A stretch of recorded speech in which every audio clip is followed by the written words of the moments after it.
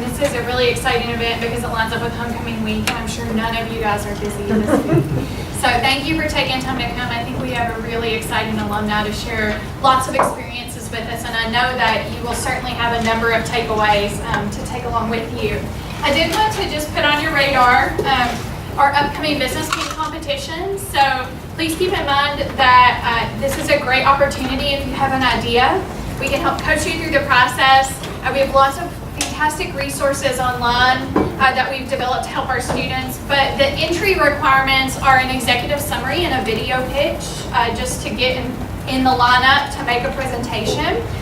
So I would encourage you, give it a shot. If you have a great idea, don't hesitate. Don't think I'll embarrass myself. We love to see your ideas, and every idea is a diamond in the rough at first, and so we're here to help you transition that diamond in the rough into something you can be really proud of. So I would encourage you to give it a chance to try something new, and let us try to help you take your idea to reality. The deadline for entry is November 27th, and then the competition date is December 4th. So we have some time to get people lined up and get you in order and that sort of thing. So please do consider it. I think it's a great opportunity for our students. And then we spend the spring working on getting people ready for other competitions, which we always very much enjoy. I do have a few thank yous to give before we get started today. And so first of all, I'd like to thank Dr. Britt for giving his time and coming all the way from North Carolina to speak to us today. So that's a 6-hour drive. And he's got a week full of events, and as I understand, we are sandwiched right in between Cornell and Penn State. So I think that puts us in a pretty prestigious position. We're very excited to be there. I'd also like to thank our faculty, staff, and administrators in attendance. Thank you for making time to come today. We certainly appreciate it. Our CEI faculty members who helped us put this together, and our student workers, Elisis and Mackenzie, for doing all the organization to get everything together and making sure we had flyers and that everything looks nice. So we very much appreciate them. And then he's not saying, but our Gordon Ford College of Business Ambassador, Alex, is helping us with our card swiping today, and we very much appreciate that. So let's give all those folks a quick hand.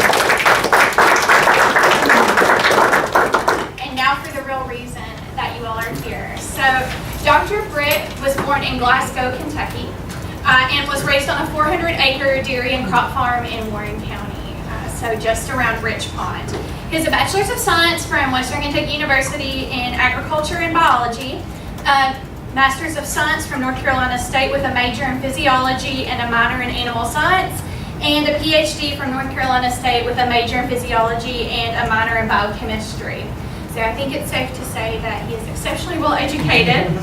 Dr. Britt has a wealth of experiences in both academia and practice. He served as a professor and administrator with Michigan State University, North Carolina State, and the University of Tennessee at Knoxville, and has been a founder of 7 different businesses in his spare time.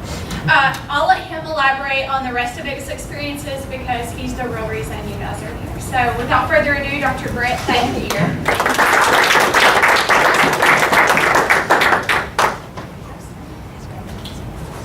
Whitney, thank you, and thank you for the light. Just that first one. There we go.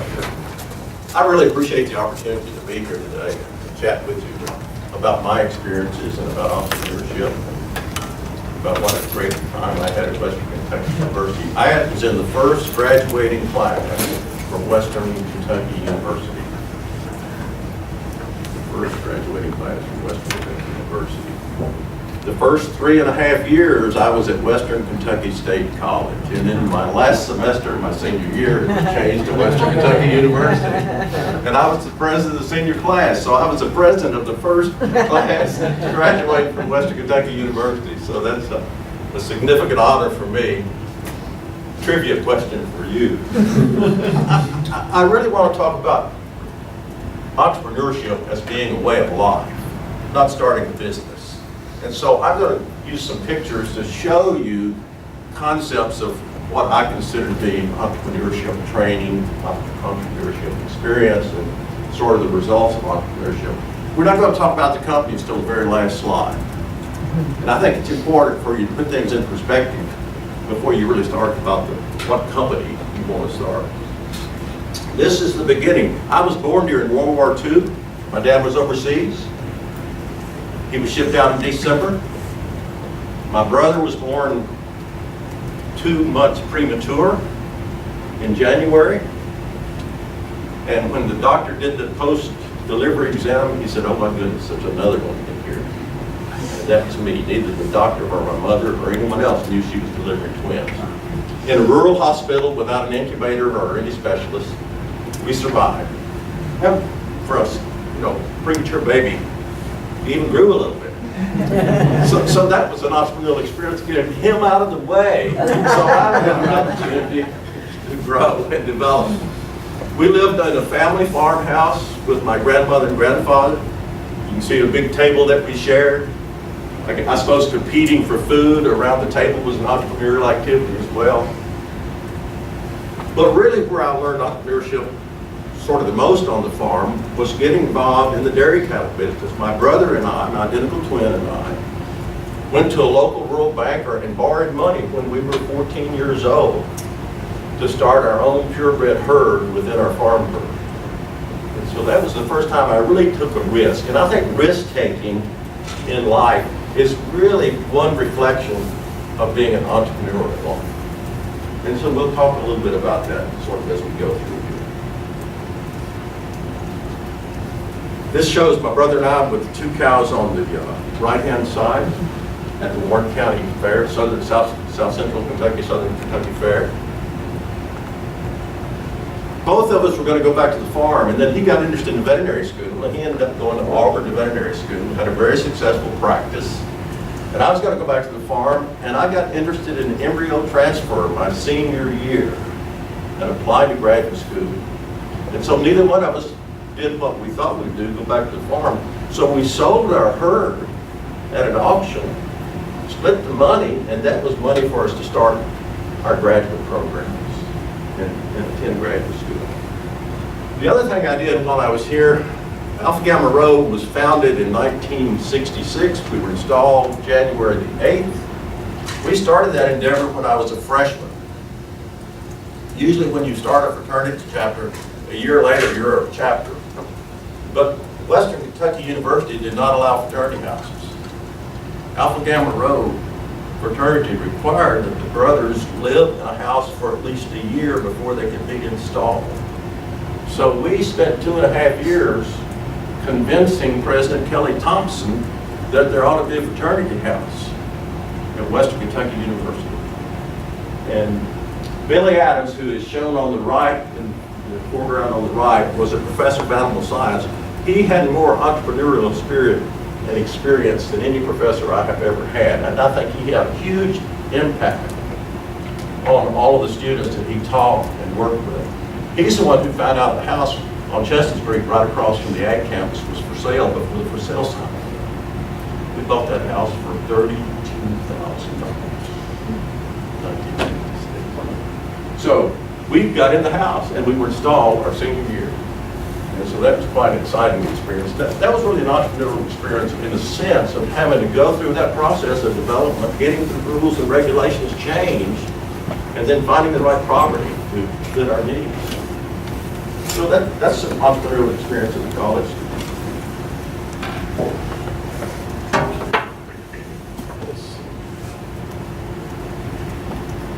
One of the things that Billy Adams did, this is our judging team on the left. We had a dairy cattle judging team. If you know you're in agriculture, people judge beef cattle and pigs and chickens, tomatoes and rabbits and dairy cattle and everything else. But we never could compete with the big teams. The national contest was always held in Iowa at a large dairy event, and the little schools like Western just couldn't get in. The Wisconsins and the Minnesotas and the Penn States and the Cornells, University of Illinois, Michigan State, those were the schools that competed. Billy talked the people who ran the contest into letting us come as a small school. And everybody's kind of laughing, hee-haw. It's interesting, one of the things you do if you're on a judging team is travel to the contest over a 3 or 4 day period, and you stop and you visit farms and you have practice judging at various farms around the country. And what's great about that experience is that you've got all of those teams from all those other universities and all of the professors that are with them to engage and interact and network with before you ever get to the contest. And we're going to talk about networking. And networking needs to start now or before now, because people that you will meet and engage with in college or in a contest or events are people that will provide help with you and assistance to you the rest of your life and your career. And you don't network with this piece of equipment. You network with this piece of equipment and this piece of equipment and this piece of equipment. And so I would encourage you to start networking in a one-on-one way. I still interact with folks who are on those judging teams regularly. We got to Waterloo, the national contest. The University of Kentucky had a great team, a great coach, who was actually a good friend. And all Billy Adams wanted to do was make sure we beat UK. So they started calling out the 10 final teams, starting with number 10. And they called the name, and Billy would say, don't call us. And they got to Kentucky, and they hadn't called us yet. We made the Final Four, and Kentucky didn't. We beat UK in our first opportunity to compete. So that was exciting. But developing those kind of relationships while you're a student is really important. That's Billy and I in front of the house that we bought in 1966. I was there between my junior and senior year, and I worked with him in negotiating the deal, cleaning out the house, getting ready for students to move in the fall.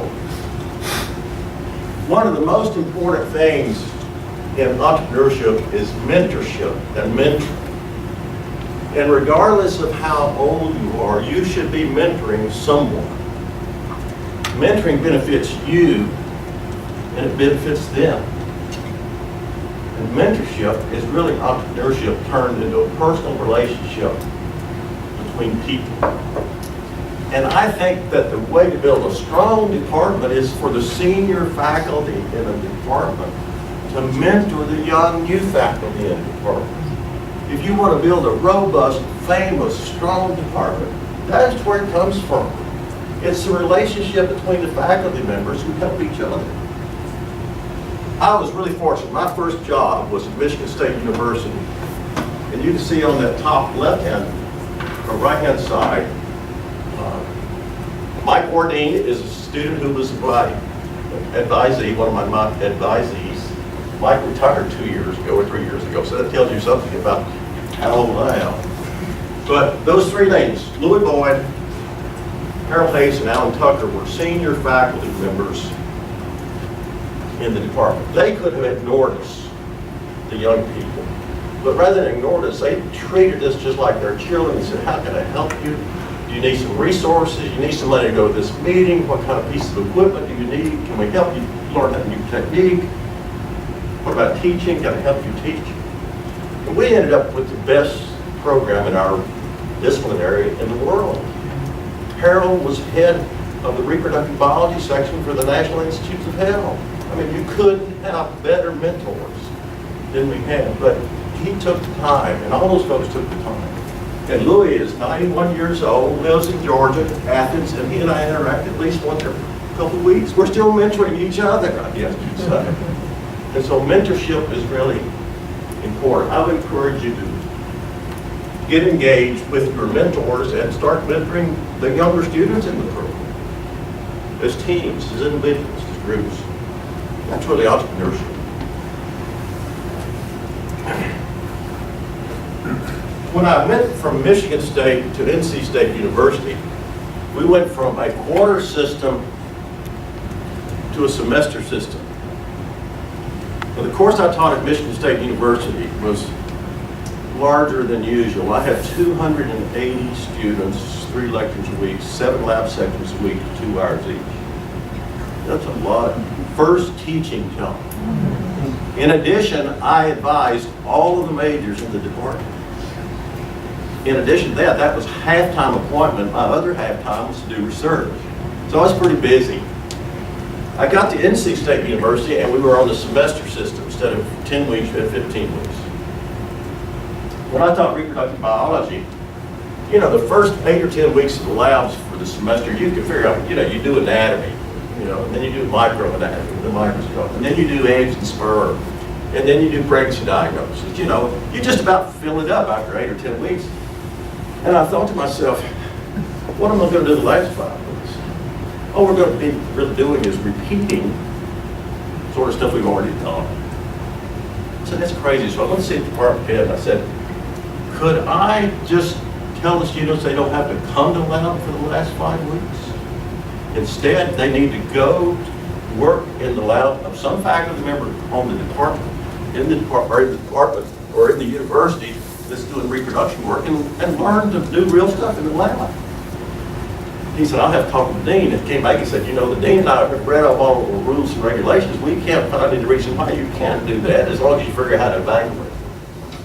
So we evaluate them by having them give a poster at the end of the semester based on what they did for that 5 weeks on. So one day I was lecturing and we were talking about sperm.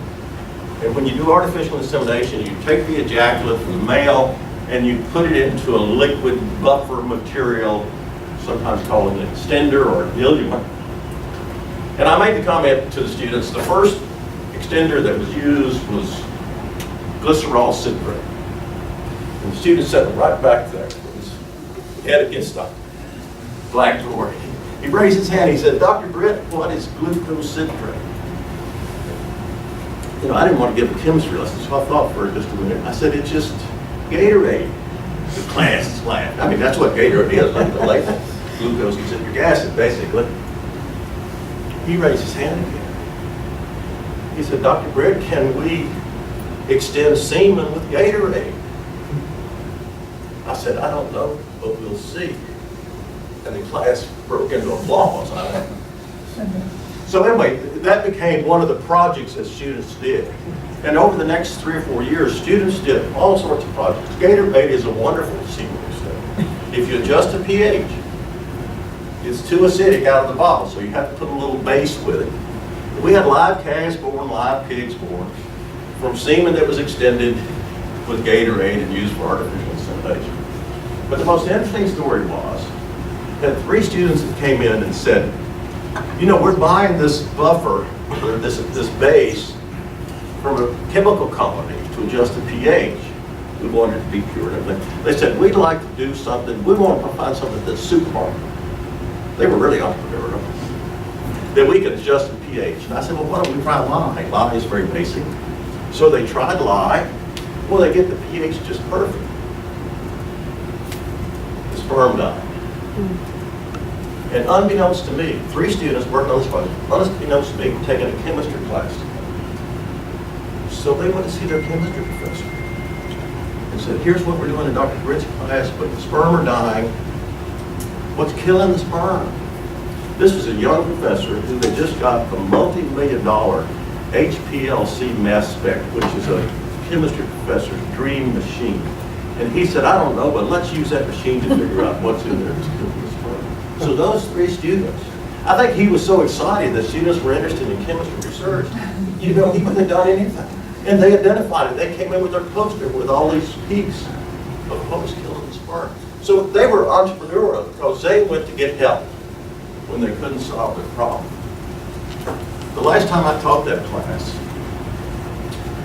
we had 46 posters, and those students did their projects in 8 departments at NC State University, 2 departments at UNC Chapel Hill, 1 department at Duke University, the National Institutes of Health, Environmental Health Sciences Center, the research program, EPA Toxicology Center, Glaxo Wellcome Pharmaceutical Company, and the Chemical Industries Institute of Toxicology. If those kids had experienced, they spent 10 times as many hours in that last 5 weeks of the semester working on those projects than they've ever done in labs. But they got experiences that they would never gotten in labs. So I think entrepreneurial activities in teaching that are sort of off the record, outside of the traditional way of teaching, it's really a great learning experience for students. So tell your faculty members you want to do something different than what they've been doing. Try it out, it works, it's fun. Students still come back to me and tell me about, we talk about the project they did when we were in class. I talk about networking, and networking is, this is a pretty prestigious group of networking folks here, but regardless of the level that you're at, there are always keys in a network. And you can see Dan Stewart is in that circle of people or networks twice. Dan was working for me. I was Executive Vice President and Chief Operating Officer at the University of Tennessee System. And Dan was just retiring from the non-uniformed service in the Air Force. He had a PhD in aerospace engineering from Georgia Tech and an MBA from Stanford. So he was pretty well trained. He ran the Materiel Command for the Air Force. He bought and procured what the Air Force needed. I asked him one day, I said, how much did you spend last year? He said about $45 billion. But he knew everything about the people and where they were and what was going on. He knew the people in the Pentagon. So one day a gentleman in the Pentagon and Dan came into my office, and here's what they wanted. They wanted to apply lean management to the Air Force facilities. Here's what you do if you're in the military. You're trained to be a soldier. You're on the battlefield for 20 years. You make it to be a colonel. And they move you to manage a base, which is really a mayor's position. And they don't know how to do that. And they also don't know when the planes come in, what is the most efficient way to get them turned around and back on the ground, in the air. So they hired the University of Tennessee College of Business Lean Management Program to train the Air Force people, those who can manage bases and those who are running facilities, how to do it with lean management skills. And so it took a network of individuals to do that. One person couldn't do it, two. And there's always a key or two, and Dan was obviously a key in that. So having a network is very important. My guess then is that the University of Tennessee has gotten at least $100 million out of that project so far from the Air Force, and it's still going on. So if you build a good program that attracts someone as an entrepreneur, you know, it's going to be a successful program in the long run. I'll tell you another entrepreneurial story. When I went to UT as vice president for agriculture, the idea was to build a new plant biotechnology building. We didn't have a plant biotechnology facility. We needed a new building. That was cutting stage right there in science. And I asked the faculty and the deans, I said, where have you been? Have you looked at any buildings? You know, who else has got one you like? They said, well, they had been to Purdue, which is a pretty good school. We've got Purdue people here. But that's the only one I've been to. And I asked, I said, have you been to see any industry? You know, there are companies like DuPont and Monsanto that have biotechnology facilities that are the state of the art. They said, no, we haven't been to any industry. Chad Holliday was an engineering graduate from the University of Tennessee and was CEO at DuPont. So I called Chad, I said, could we come and look at your biotechnology facilities? Get some ideas. He said, sure. So we took our architects and engineers, we went to DuPont, spent 2 days. They showed us 6 buildings.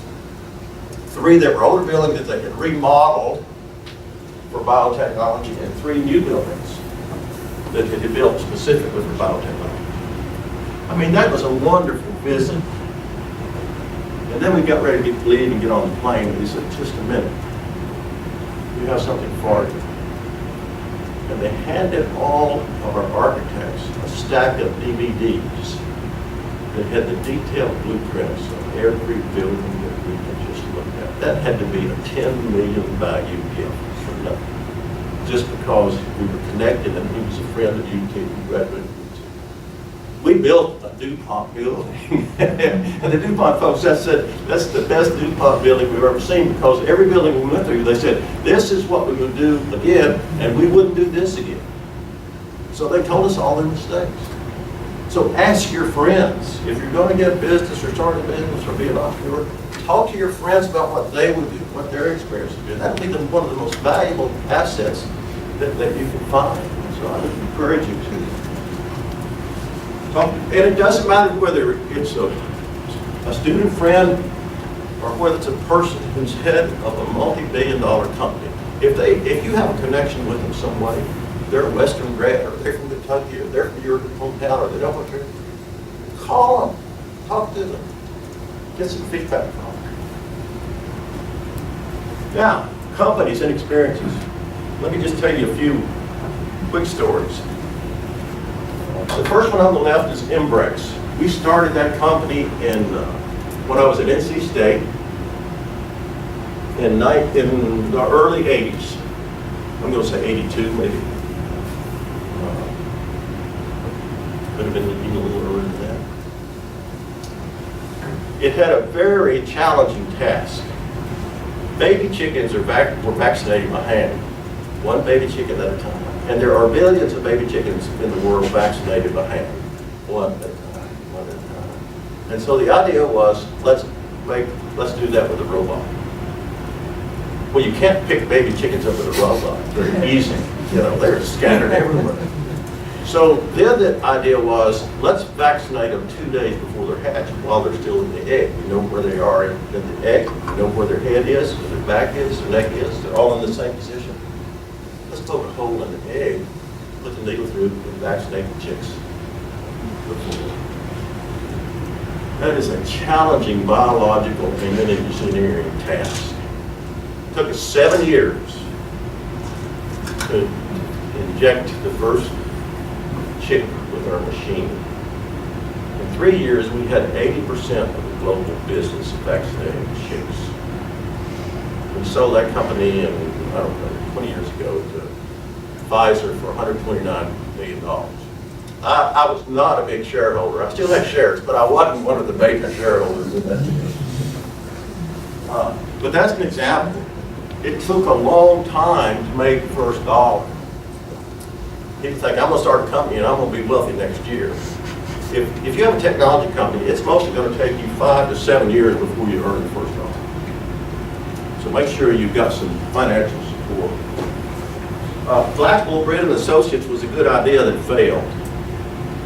Mike Blackwell was the Dean of Veterinary Medicine at UT that I hired. He was the first African American Dean of Veterinary Medicine at any traditional white school in the U.S., maybe in the world. Great skills. We decided to hire a search firm company focused on agriculture and veterinary medicine. We knew the people. We knew how to search. I hired over 100 faculty members when I was at UT. We knew the process. The problem was we started in 2007, just before the market crashed. And no universities were hiring. They were laying people off. States were cutting their budgets. We did a couple, 3 projects, but while it was a good idea, the economy just crashed. And the economy will kill you if you're in the search firm business. And so we actually closed down, broke even, and said, let's do something different in our lives. And so we've done that. Avatum is a company that I found when its 5 partners created the LLC. I was working as an interim director of the Biotechnology Center in the western part of the state in retirement. I visited these guys about the 2nd or 3rd day on the job. They began that day asking for money. I said, I will invest. So Avatum makes a number of products. One group of products are for infection control in hospitals, nursing homes, assisted living. They're not prescription, but they're very effective. Did our first study at Cleveland Clinic and St. Jude's, and they were absolutely astounded how successful they were. We have another product that is for muscle injury, muscle soreness, and it also works wonderfully for restless leg syndrome.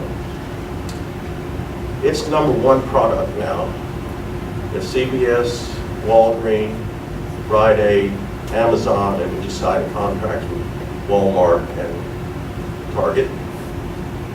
We haven't gone public yet, but our burn rate right now is about 100 million a week.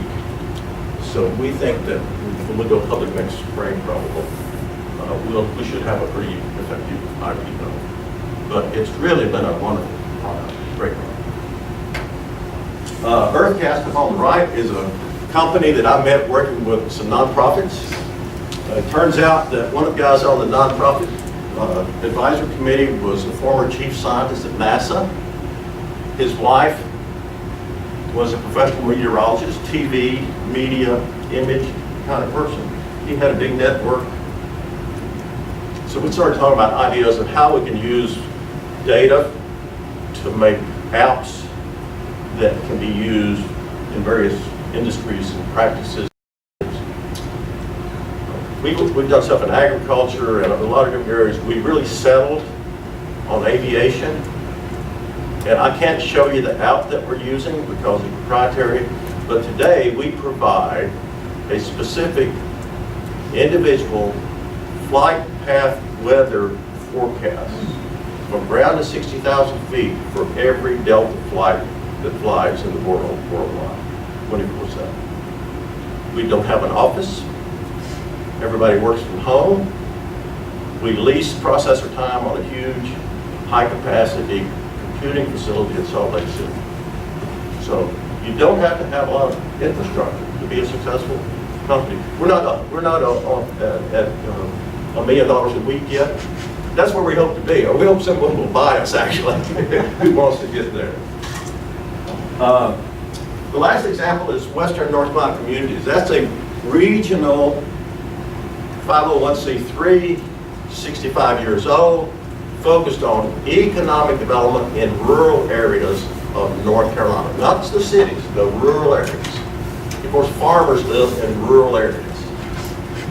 And we had two large breweries come to town, to Asheville, Sierra Nevada, and New Belgium, built their East Coast operations, and they produce a lot of brewer's grain, which turns out to be great feed for livestock. When you make beer or whiskey, you take the starch out of the grain, but you leave all the high-quality protein and fiber behind, and you want to throw it away. That's what's called spent brewer's grain. It's great cattle feed. Our goal was to provide feed to the farmers in the region, since we were a nonprofit, at the lowest possible cost.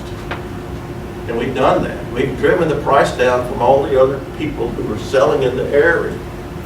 And we own the grain for less than 1 second of time. We created a nonprofit. We signed the deal with New Belgium. We didn't want to do all the logistics and hauling and collection and so on, so we hired another company who does this nationwide. But New Belgium loves the fact that they're selling to a nonprofit, a company that's supporting the community. They don't care about who does all the dirty work, after. So from the time it comes out of the spout until it lands in the semi-truck, it's hours. That's about 1 or 2 seconds. So that's a pretty good business in terms of volume. We do 5 to 20 semi-loads a week, each one 40,000 pounds. But we're providing low-cost feed for the farmers in it. They're getting a good deal. So you can have entrepreneurial activity on the business side, the nonprofit side, the educational side. So my lesson really of today, message today, is that you can be an entrepreneur every day. Just have some risk, think of outside the sort of traditional way of doing things, and get involved. I would also say to you that if you want to start a company, 2 lessons. If you want to invest in a company, make the assumption that the investment that you put in the company will give you 0 return. Then make the decision how much you want to invest. And so it's important not to be too risky, otherwise you'll really be in trouble. The other thing I would say from entrepreneurial experience, all the companies that have succeeded on this list have lived below their means, both financially and technologically. You can rent space, you can lease equipment. You don't have to own everything. You don't have to make the same salary that the CEO at a major pharmaceutical company makes. You have to be willing to live below your capability if you really want to exploit the opportunities that come along later. So I would say manage the financial part of your business and the engagement part of your business like you would if it was your own money. So those are the kinds of things I like to do. leave with you, and I'd be happy to answer any questions, start a dialogue, or if you don't ask me, I'll start asking you. Thank you.